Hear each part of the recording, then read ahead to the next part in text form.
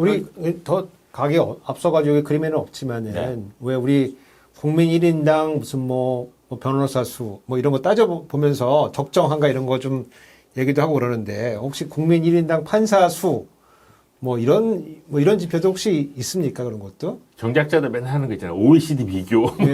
국민 1인당 OECD 국민 비교. 1인당 판사가 많이 정리해가지고 따지는데 예. 판사도 늘긴 늘었는데 그럼에도 불구하고 국민 1인당 이렇게 봉사해야 되는 판사 수가 뭐 정체한다거나 아니면 오히려 준다거나 이럴 수도 있어가지고 혹시 우리 보통 이제 연구 개혁할 때는 그런 거 많이 하고 할 거 없으면은 이제 국민 1인당 판사 수가 OECD보다 작기 때문에 늘려야 된다 뭐 아니면 많으면 줄여야 된다 뭐 이렇게 하는데 혹시 사건으로는 지금 명확해 보이는데 예, 혹시 다른 측면도 있지 않나 싶어가지고 사실은 사건이 먼저고 판사 인력은 뒤기 때문에 예. 그 판사가 얼마만큼이 적정하냐라고 하는 식의 접근은 저도 이렇게 잘 보지는 못한 것 같아요. 네. 그리고 이제 나라마다 이 시스템이 워낙 차이가 있어가지고 그렇죠. 단순하게 네. 판사 숫자가 몇 명인지를 비교하는 것은 제가 좀 과문해서 그런지 보지는 못했고 제가 이제 우리나라의 사건 처리 기간이 계속 증가했다라고 말씀을 드리긴 했는데 네.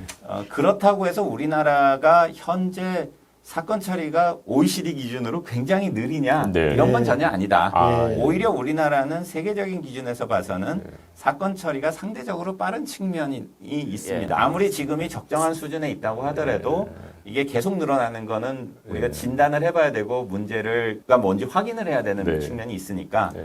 그런 면에서 이런 문제 제기를 한다고 이해를 해주시면 될 것 같고요. 그러면은 지금 이게 사실은 1심이잖아요. 민사 네네. 1심의 그 추세인데 사실 뭐 양승태 대법원장 시절에 상고법원 만든다는 게 우리가 뭐 대법원에 너무 계류된 사건들이 많아서 우리 힘들다 이제 이런 거였으니까 지금 이거 1심이라서 지금 좀 약간 판사 1인당 본안 사건 수가 줄어드는 걸로 보이지만은 대법원에 가면은 그거는 늘어날 수도 있겠네요. 그죠? 물론입니다. 네, 실제로 우리나라의 경우에는 몇 년 전에 이미 그 대법원에 접수되는 사건 숫자가 3만 건을 넘었거든요. 네. 그러면은 전체 판사 그 대법관이 12명인데 네. 아무리 단순 계산을 하더라도 뭐 1년에 막 1000건씩을 봐야 된다. 하루에 3건씩을 봐야 된다는 건데 대법원에 오는 사건들은 그래도 그 100만 건 중에 추리고 추려서 제일 어려운 사건들인데 그걸 하루에 3건씩 본다는 거는 정말 그 말이 안 되지 않겠습니까?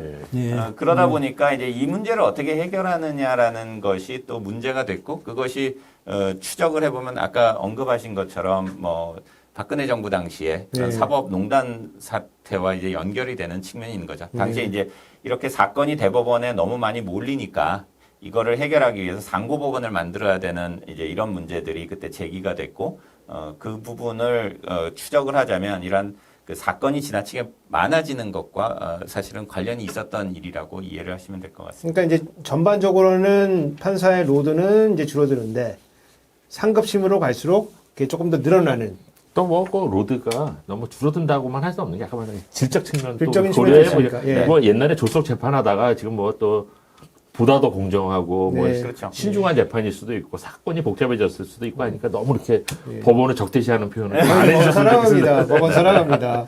판사님 법원 사랑합니다. 그 예. 아까 말씀드리다가 끊어진 부분으로 좀 다시 넘어가서 좀 말씀을 드리자면 판사 1인당 업무 부담은 줄어들고 있는데 사건 처리 기간이 늘어나는 것이 한편에서 보면은 사건에 충실한 어떤 심리를 위해서 네. 그런 일이 일어날 수도 있고 네. 그럼 충실성을 측정을 해보면 좋겠는데 네. 어떻게 측정할 것이냐라고 할 때 네. 제일 쉽게 생각할 수 있는 지표가 항소율이라고 볼 수가 있을 것 같습니다. 네. 예, 판사가 재판을 했는데 그 재판에 대해서 당사자가 받아들이느냐. 네. 아무리 재판에서 진다고 하더라도 다시 한번 볼 필요가 없이 네. 모든 것이 해결이 됐다면 결국에는 거기서 끝날 테니까 네. 항소율은 판결의 어떤 충실성을 반영하는 좋은 지표라고 볼 수가 있겠는데요. 네. 그래서 그 판결의 그 공정성과 관련해서 네. 그 항소율 지표를 보면 네. 물론 좀 이렇게 등락이 있긴 합니다만 지난 한 10년을 놓고 보면은 계속 항소율이 민사소송의 경우에 네. 증가하는 추세가 있습니다. 네. 형사소송의 경우에는 아무래도 우리나라에서는 형사소송은 항소를 하면 1개월이라도 좀 줄여주는 경향이 있다 보니까 항소율이 좀 인위적으로 높은 측면이 있어서 네. 그래서 이제 민사를 가지고 이야기를 하는 것이 적절한데 네. 민사소송의 경우에는 지금 보시는 것처럼 네. 과거에 한 뭐 항소율이 한 8, 9% 정도 되던 것이 최근에는 한 14%까지 빠른 속도로 지금 올라가고 있고 네. 이것은 충실한 재판을 했기 때문에 처리 기간이 늘어났다라는 이야기를 뒷받침하기에는 좀 부족하다는 것을 보여준 증거로 해석해 볼 수가 있겠습니다. 근데 항소율이 생각보다 저는 좀 낮네요. 10%. 그렇죠. 저는 그래도 최소한 뭐 3분의 2는 항소하는 줄 알았더니. 네네. 예. 그게 지금 형사 같은 경우는 뭐 거의 항소가 일상화돼 있다라고 보시면 되겠는데 민사소송의 경우에는 우리나라에서는 뭐 한국인들은 뭐 삼세판을 좋아해서 그러니까. 무조건 항소를 한다는 어떤 이 얘기들이 이렇게 우스갯소리로 많이 이야기가 됩니다만 실제로 보면은 전체 민사소송을 놓고 보면은 항소율이 한 10%가 채 안 됐던 과거에 그리고 같은 시기에 독일이나 프랑스 같은 경우가 한 14, 15% 됐던 것이 이제 지표상으로 확인이 되고 일본이 우리나라와 거의 비슷한 수준이었기 때문에 네.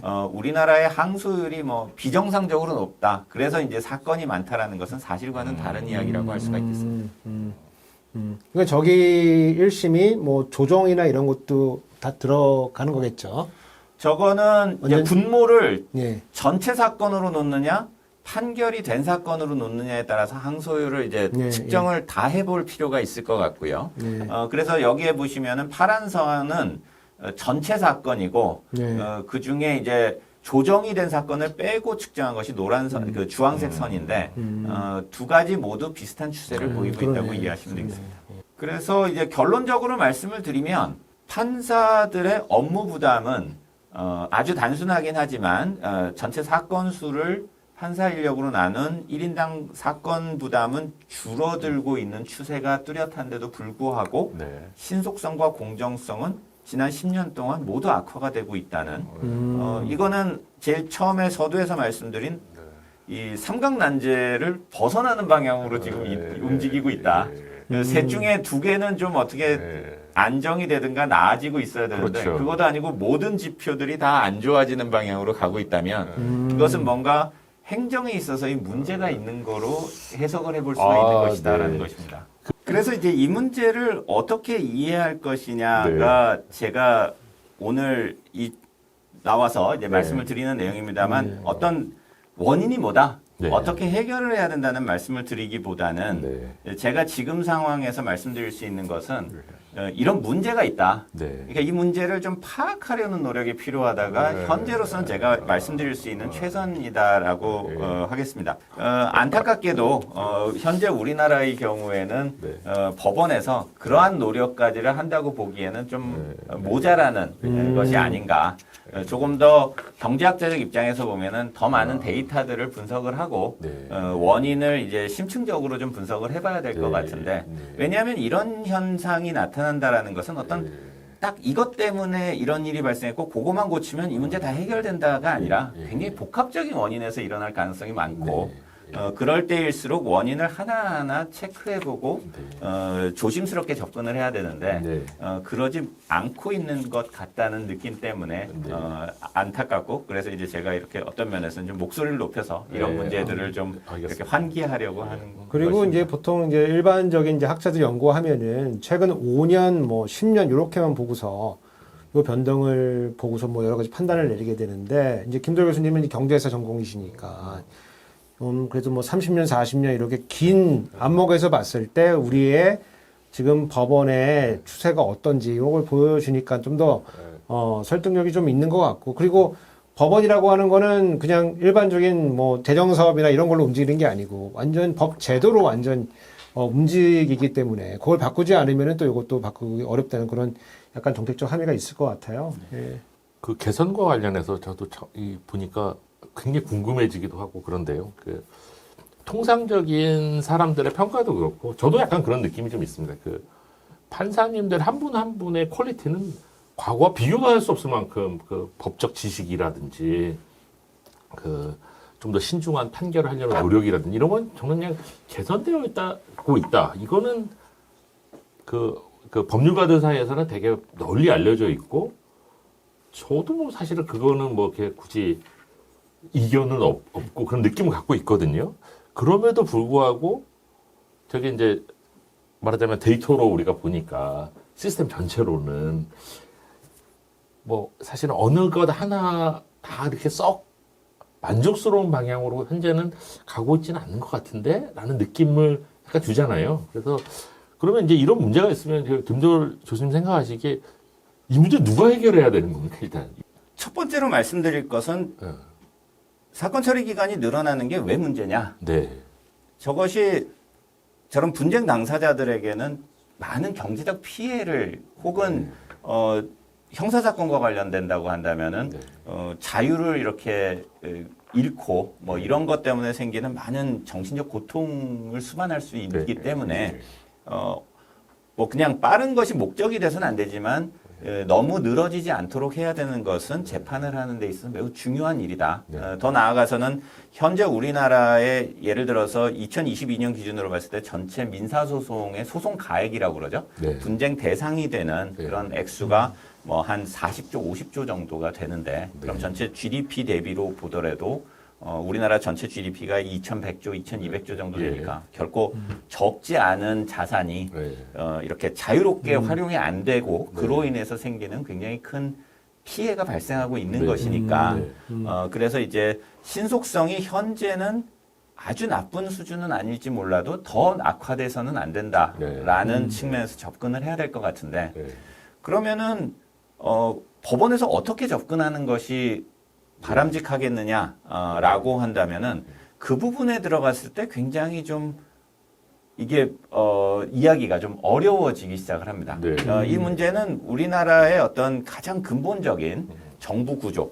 우리나라는 민주주의 국가로서 삼권 분립이라고 하는 틀 속에서 네. 정부가 이제 구성이 되어 있고 운영이 되고 있는데요. 네. 근데 이제 삼권 분립이라는 것은 뭐 입법부, 행정부, 사법부가 하는 역할에 대한 것이고, 네.